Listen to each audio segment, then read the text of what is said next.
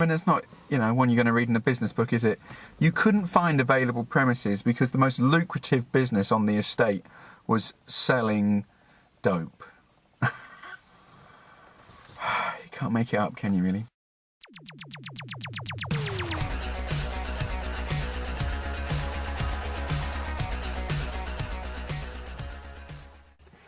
Today I'm going to go and see a service company who actually signed up for marketing support. They signed up for 6 months of help.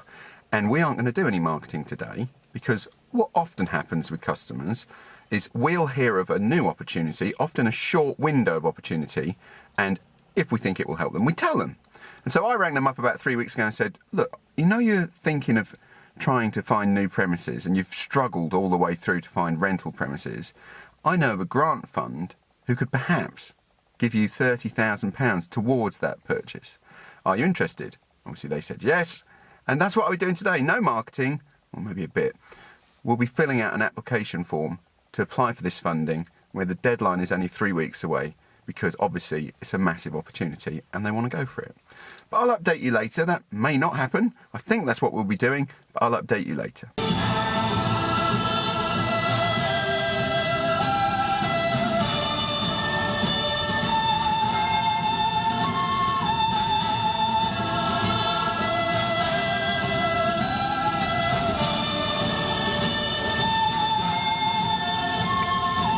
Just left the meeting with the service company and did what I said.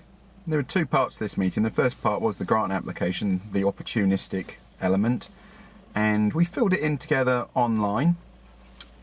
It's quite basic. The first thing you do in a grant application is you fill out what's called an expression of interest, which is like a mini application where you put your accounts in and so on. But you literally highlight the case of why anybody would even want to give you money, and questions like, what impact would you have on the local area? That's nearly always about jobs, right? If it's a rural area, there aren't many jobs, you've got a good chance. Questions like, what will you spend the money on? Well, in this case, that's very easy, it's property. And so on. So you build a case in a very short form. At that point, you get invited to do the full application, which can take 60, 80 hours, actually, to do the business plan. So we did that, and I said, I suppose, it's always interesting, isn't it, meeting people? I said, what about this premises? Why couldn't you buy another one? And they said, well, all the properties owned by one property company. There was one unit that was available and we've been trying to get it for a long time, and it moves property agent every 3 months or so. But we've just found out that we couldn't speak to anyone about that because it was a, what did they call it? A weed factory. It was a cannabis factory. It's interesting, isn't it? I mean, it's not, one you're going to read in a business book, is it? You couldn't find available premises because the most lucrative business on the estate was selling dope. You can't make it up, can you, really? But anyway, that was true. So there really was no premises available. They were either taken, and there weren't that many in the area anyway, or run by drug dealers, or long-term ownership by a property developer. There was one private unit owned by a private individual who died. So this unit has become available because the owner passed away in December. And on the form I put, owner has died, creating new opportunity. Which sounds awful, doesn't it? But that's what the facts are. That unit would not have become available unless this individual had passed away, quite an elderly chap. And that's why it's a short-term window of opportunity. These properties do not become available unless, in this example, the owner passes away or gets arrested. It's kind of a sad situation, isn't it? But my job is to talk business and to do so with empathy and heart. I do think that's a sad situation.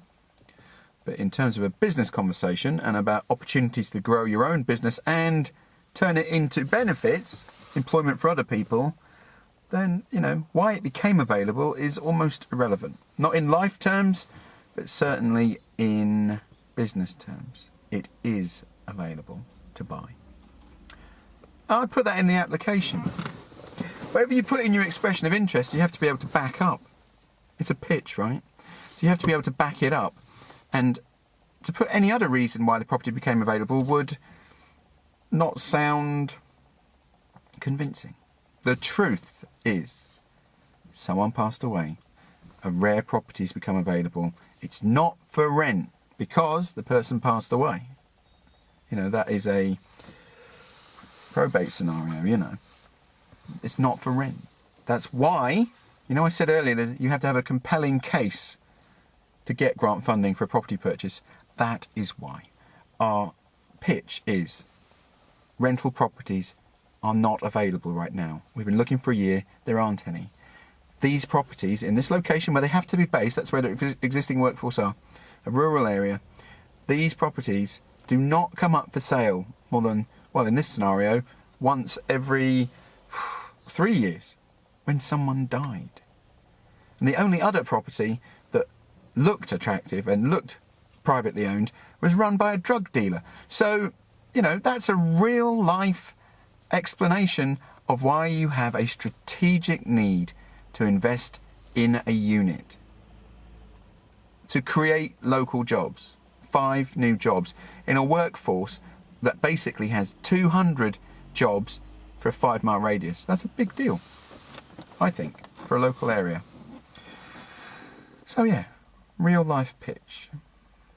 No, I was going to use a different word there, but you know, no nonsense. Truth. You have to back it up.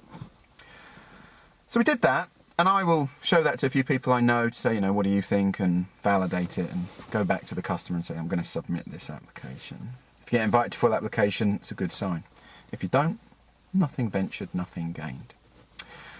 Then we moved on to marketing, and I might have spoken about this before, you know, I think this is the 44th video.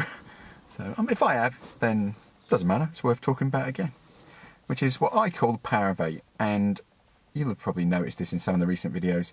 We're about to publish our book, and one of the chapters includes some information which is called the power of 8. And that is something I heard from a colleague about 15 years ago who used to work in the banking sector and says this is how they did strategic networking, not tactical networking, okay? If you go to a breakfast meeting, we never do that, but if you go to a breakfast meeting, then that's tactical networking. You're there for a very specific reason. You're trying to sell something. Yes, you may want a croissant, and you may want to talk to somebody and share how you feel and get some emotional support, but fundamentally, tactical networking, any kind of groups like that, is about selling. Strategic networking, which is what I'm going to call the power of 8, is about relationships. And why it's 8, they said that they told all their employees to go and find 8 strategic people, not businesses, individuals who would refer them work. So that's a one-to-many scenario, not a one-to-one sale. Why this is relevant is I'm working with this company and they're about to target Birmingham, and I love regional marketing, I love localised marketing because it's not easy, but it's very structured and tangible and systematic because you haven't got much area to communicate with. And so I said, look, I love what you do, and she's absolutely fantastic at marketing, really, that's her background.